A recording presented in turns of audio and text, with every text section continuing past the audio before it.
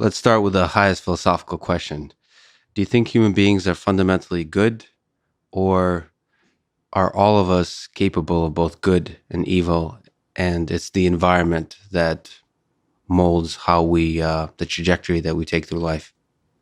How do we define evil? Evil seems to be a situational eye of the beholder kind of question.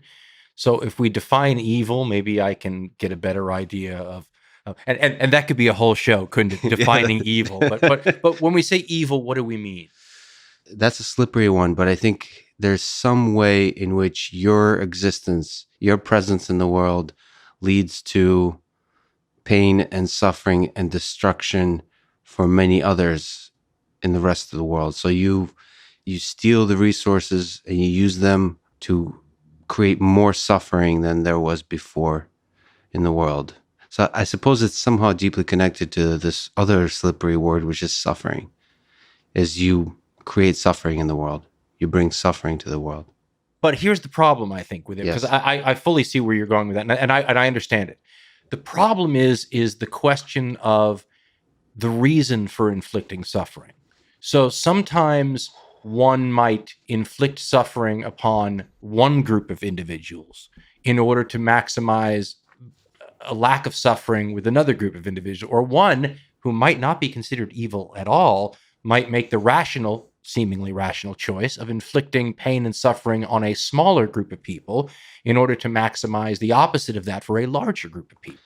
Yeah, that's one of the dark things about. I've spoken and read the work of Stephen Kotkin. I'm not sure if you're familiar with the historian, and he's basically a Joseph Stalin scholar. Mhm. And one of the things I realized, I'm not sure where to put Hitler, but with Stalin, it really seems that he was sane and he thought he was doing good for the world. I really believe from everything I've read about Stalin that he believed that communism is good for the world. And if you have to kill a few people along the way, if it's like you said, the small groups, if you have to sort of remove the people that stand in the way of this utopian system of communism, then that's actually good for the world. And it didn't seem to me that he could even consider the possibility that he was evil. He really thought he was doing good for the world. And that stuck with me because he's one of the most, is to our definition of evil, he seems to have brought more evil onto this world than almost any human in history. And I don't know what to do with that. Well, I'm fascinated with the concept, so fascinated by it that the very first hardcore history show we ever did, which was a full 15 or 16 minutes, was called Alexander versus Hitler. And the entire question about it was the motivations, right? So if you go to a court of law because you killed somebody, one of the things they're going to consider is why did you kill them, right? And if you killed somebody, for example, in self-defense, you're going to be treated differently than if you killed somebody maliciously to take their wallet, right? Yeah. And in the show, we wondered, because I don't really make pronouncements, but we wondered about if you believe Hitler's writings, for example, Mein Kampf, which is written by a guy who's a political figure who wants to get off. So I mean, it's about as believable as any other political tract would be. But in his mind, the things that he said that he had to do were designed for the betterment of the German people, right? Whereas Alexander the Great, once again, this is somebody from more than 2,000 years ago, so with lots of propaganda in the intervening years. Right. But one of the views of Alexander the Great is that the reason he did what he did was to, for lack of a better word, write his name in a more permanent graffiti on the pages of history, right? In other words, to glorify himself. And if that's the case, does that make Alexander a worse person than Hitler because Hitler thought he was doing good, whereas Alexander, if you believe the interpretation, was simply trying to exalt Alexander? So the motivations of the people doing these things, it seems to me, matter.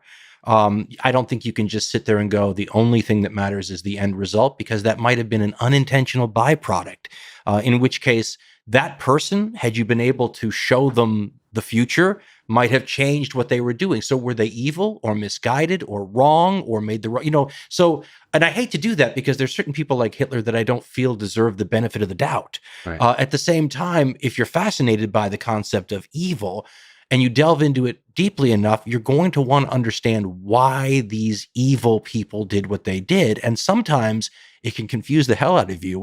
Who wants to sit there and try to see things from Hitler's point of view to get a better understanding and sort of commiserate with. So, but obviously, first history show, I'm fascinated with the concept. So do you think it's possible, if we put ourselves in the mindset of some of the people that have created so much suffering in the world, that all of them had their motivations had good intentions underlying them? No, I don't. It's simply because there's so many. I mean, the law of averages would suggest that that's not true. I guess it is pure evil possible, meaning you again, it's slippery, but the suffering is the goal. Suffering, intentional suffering. Yeah. Yes, I think that, and I think that there's historical figures that one could point to, but that gets to the deeper question of: are these people sane? Do they have something wrong with them? Are they twisted from something in their youth? These are the kinds of things where you start to delve into the psychological makeup of these people. In other words, is anybody born evil? And I actually believe that some people are. I think the DNA can get scrambled up in ways. I think the question of evil is important too, because I think it's an eye of the beholder thing. I mean, if Hitler, for example, had been successful, and we were today on the 6th or 7th leader of the Third Reich, since I think his entire history would be viewed through a different lens, because that's the way we do things, right?